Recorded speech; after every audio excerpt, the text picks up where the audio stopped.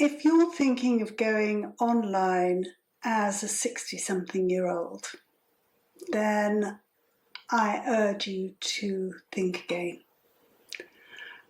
A week or so ago, I was sent an article from the Guardian newspaper about online dating. Now, I had already decided years ago that I wasn't going to do online dating again. And the reason was then, even before I met the one, I had decided it was way too soulless. And there were way too many players. And it doesn't mean to say the older they get, the less likely they are to be a player. No, it's just the opposite, because really and truthfully, they want somebody, years younger than them. And I just can't be bothered with it. I really can't. If they don't want engaging conversation that is relatable to their own life experience, then I am not their girl. So I looked at this article, and the whole dating website thing has fundamentally changed since I was on it over 14 years ago, probably now 15 years ago. No, 14 years ago, because that's when I first met my darling boy. And at that point of almost meeting him, had he have been 2 seconds later, then we would have never had met. And he is a bit of a procrastinator, leaving everything to the last moment. And if you'd have done that with me, I'd have been gone, poof, gone. Because I was deleting my profile as he sent me a message.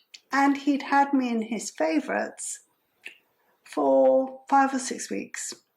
Talk about cutting it fine and contacting me at the last knockings. I don't know.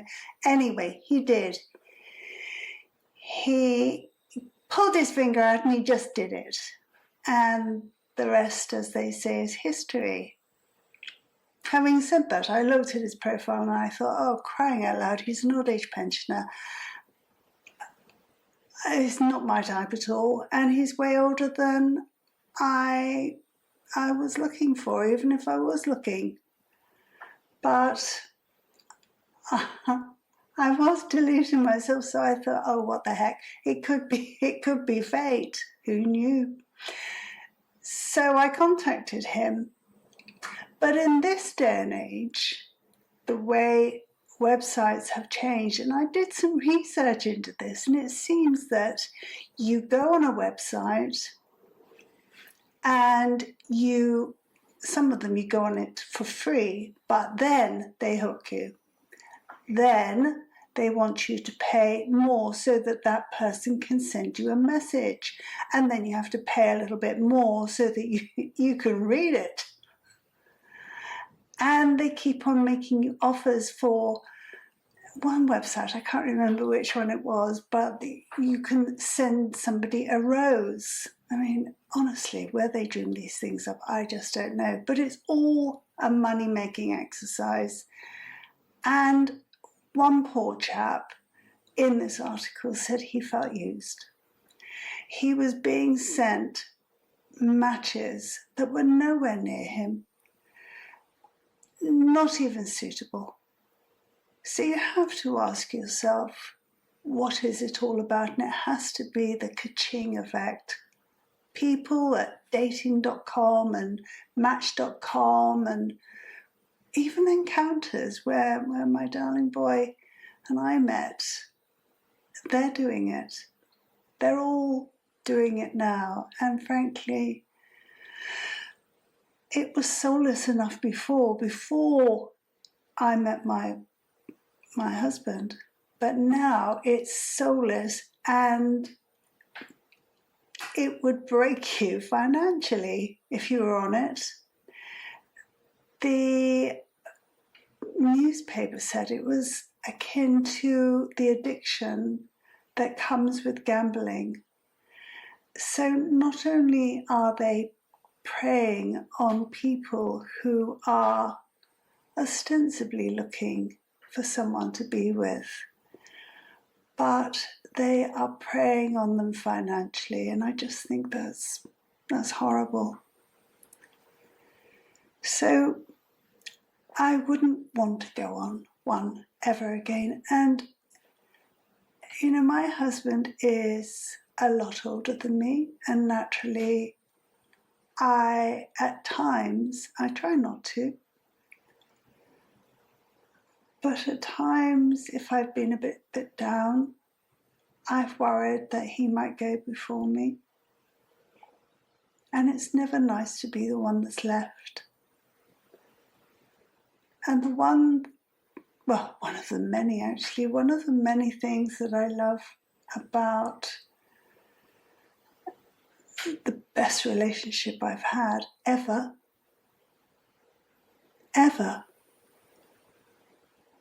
is that he accepts me for where I am. I know it's going to sound silly, but he accepts that I like to look after him. Now you might think, oh, well, everybody would like that. But some people like it at the beginning, and then they find it intolerable. I think it's because they don't want to reciprocate. And then they start feeling as if it's showing them up for not reciprocating. When in truth, there doesn't need to be much reciprocation. A bit of care is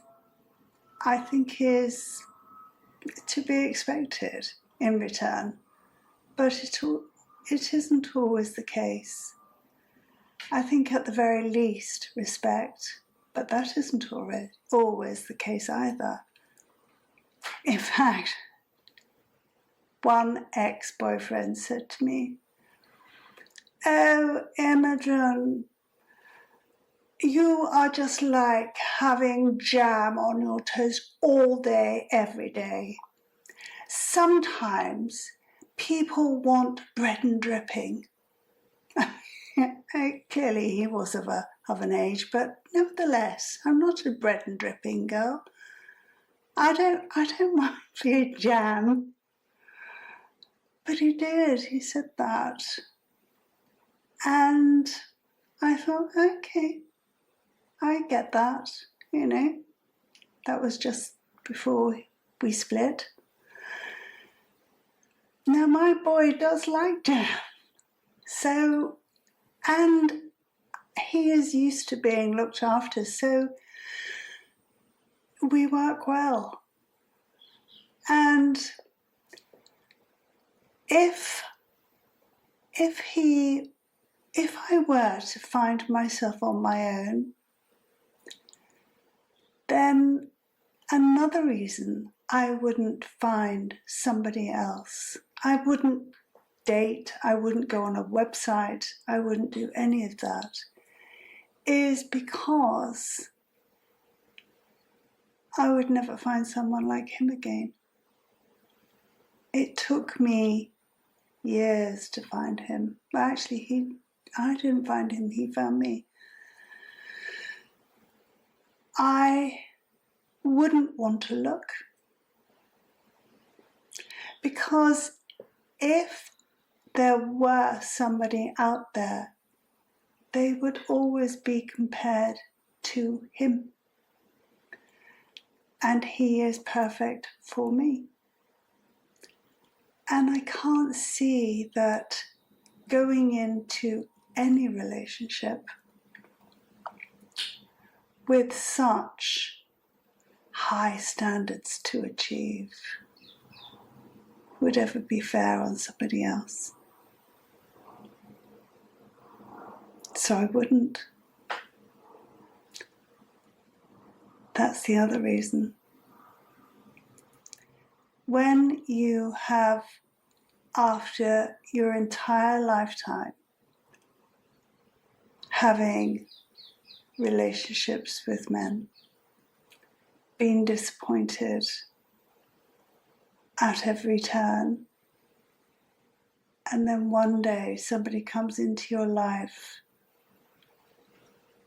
that turns that on its head and treats you well, with kindness, with love,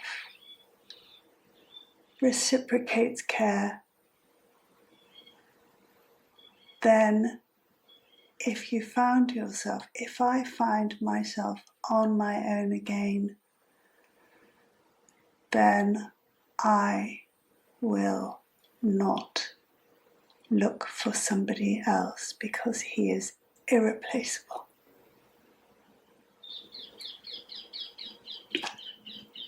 Totally.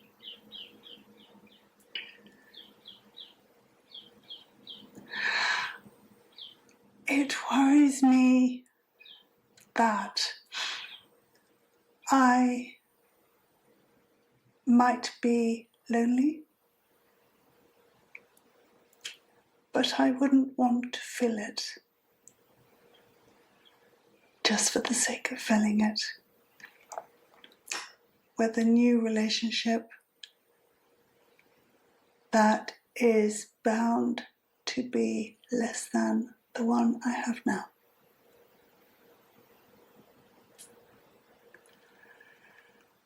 The one thing when I used to get very scared about losing him, I needed to have a plan if that were to happen. And I put a lot of thought into it. What would I do? Because my days are filled with looking after him. And I do enjoy it. He's very easy to look after. He always says thank you. He does appreciate everything I do, and frankly, that drives me. So I decided I would get a dog that would take care of getting me out of the house a little, because I'd have to walk it. A little dog, you know, not a Great Dane or anything. And also, I would do voluntary work. I would probably go and visit old people, work in a charity shop. I would fill my day up so that when I got home at night, I'd be tired.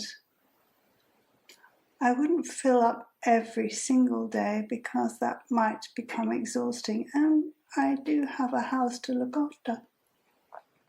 However, I would fill my days up by looking outwards. I think a lot of problems in this world with the young and the old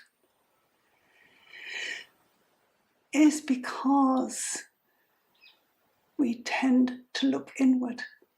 Oh, woe is me. What can I do for me? Look what I haven't got. Look what I have lost. When the benefits derived from looking outwards, what can I do for you? How can I help you? Is far more fulfilling than looking inwards. So no matter what my age, no matter what happens, I would never want to do online dating again.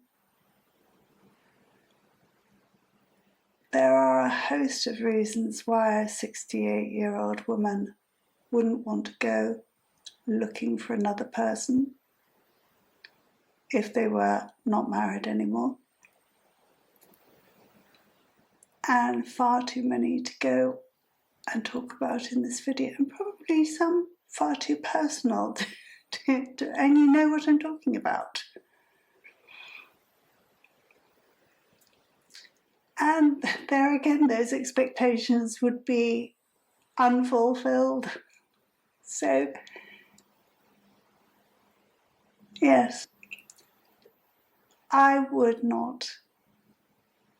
not find somebody better suited to me than my own husband. And that is why I would never do online dating again, amongst many other reasons.